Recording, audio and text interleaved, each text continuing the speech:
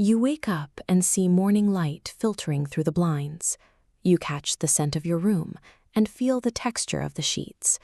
These sensations ground you, forming a quiet pact between your mind and the world, that you are, in fact, here. But we know those reports can be falsified. Hallucinations can cause our senses to report feelings and sights that aren't there, while cognitive diseases can manufacture entirely fake memories that feel as real as your own childhood. We usually lean on a single foundation to stay sane. Even if our senses misfire or our memories fail, we assume our physical existence on this earth is a solid, reliable anchor that proves where and when we are. Yet there is a possibility that you aren't you at all. You could be a mind floating through high-entropy space, assembled by nothing more than the cosmic caprice of particles bouncing in the void. This problem started back in the 19th century with physicist Ludwig Boltzmann. He was obsessed with a deceptively simple question.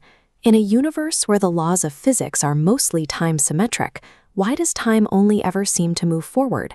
The answer lies in entropy, the measure of a system's disorder. The second law of thermodynamics tells us that energy always tends to spread out, moving from concentrated order toward a state of unusable heat. This is where we run into a contradiction. Over time, layers of complexity manage to stack up into stars, planets, and us. But in a high-entropy system, everything should fall apart, leaving an endless, dark expanse. Our current observable universe represents a state of incredibly low entropy. Given the trillions of years the cosmos has to work with, the fact that we started in such a perfectly ordered state, rather than a state of maximum disorder, is a mathematical outlier that demands an explanation.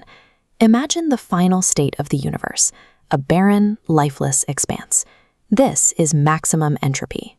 There is no concentrated heat to drive motion, and no gravity strong enough to pull matter together, just particles drifting in the cold.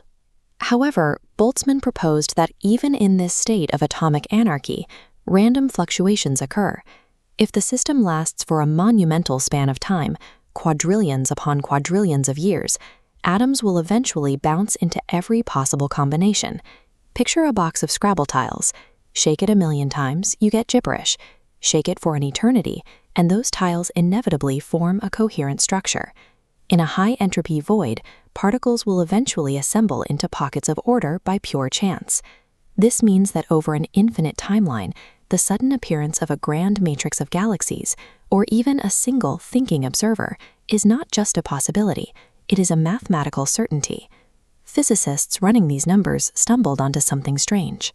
It is much more likely for a single, isolated mind to spontaneously form from chaos than it is for an entire, complex universe to evolve the way ours did.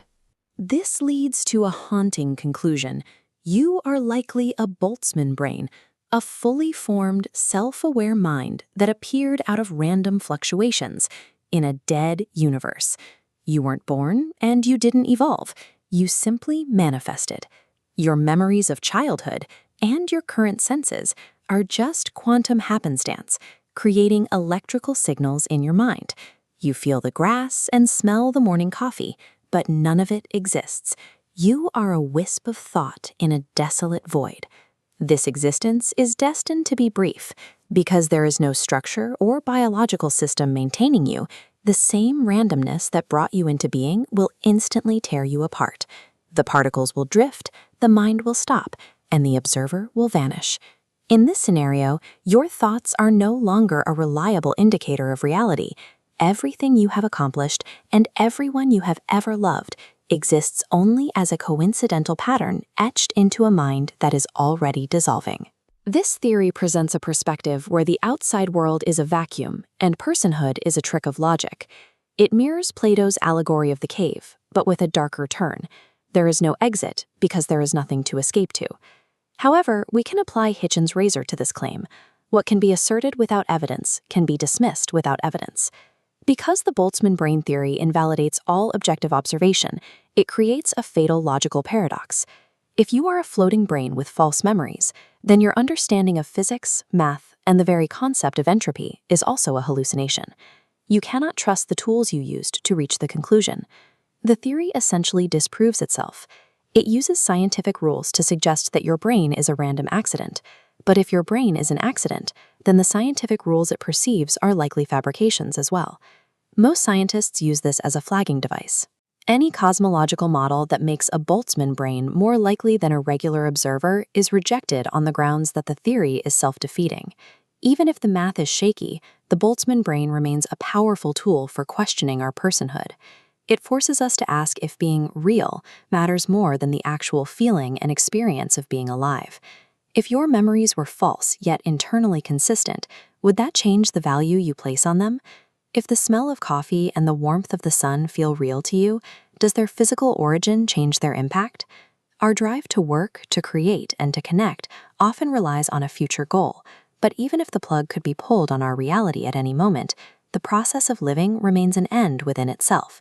Whether we are star stuff contemplating the stars or a momentary quantum glitch, the subjective truth of our experience is what we have.